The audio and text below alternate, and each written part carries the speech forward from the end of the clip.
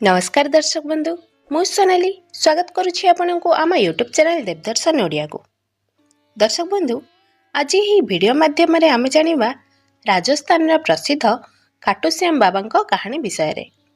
दयाकरी वीडियोटी को शेष पर्यंत देखंतु आ खाटूश्याम बाबा कृपा लाभ करंतु। बाबा खाटूश्याम मंदिर राजस्थान रो एक प्रसिद्ध दर्शनीय स्थल।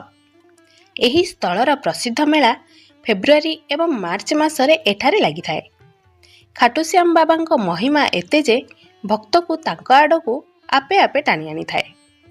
एही मेलारे प्रचंड मात्रा रे लोक जोग देई थांती।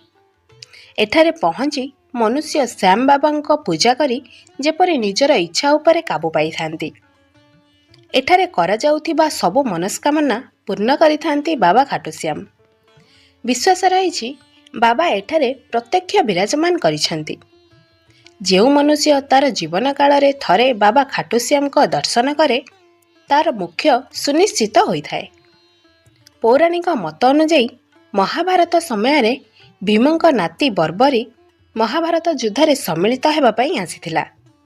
श्रीकृष्ण भाबिथिले जदि से पांडवंक पक्ष निए तेबे पांडव अति सहजरे एही विशाल युद्ध को जीति जिबे।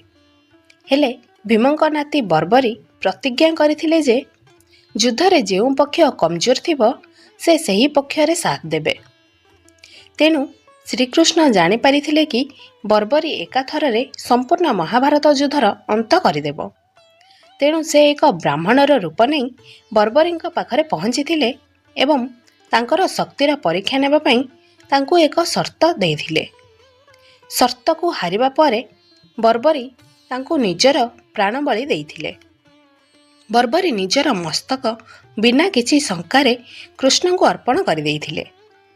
श्रीकृष्ण बर्बरींक उपरे अति प्रसन्न होई तांको दुईटी वरदान देइथिले।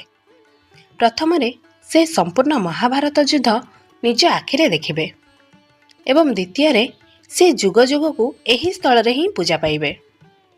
महाभारत युद्ध सरिबा परे श्रीकृष्ण बर्बरींकर कटामुंड को राजस्थान रे स्थापन करी सही स्थल को खाटूश्याम नाम रे नामित कराइथिले। सही दिन ठारू एहा एक पवित्र स्थलर दर्जा पाई अछि। मंदिर प्रातः 5 टारू दिन 10टा पर्यंत एवं संध्या 4 टारू राति 9टा पर्यंत भक्त मानक पई खोला रही थाए। दर्शक बंधु आशा करुछि बाबा खाटूश्याम को महिमा आपनकु पसंद आसीथिबो। पसंद आसीथिले वीडियोटी को लाइक करी आम देवदर्शन ओडिया यूट्यूब चैनल को सब्सक्राइब करने को अनुरोध। धन्यवाद।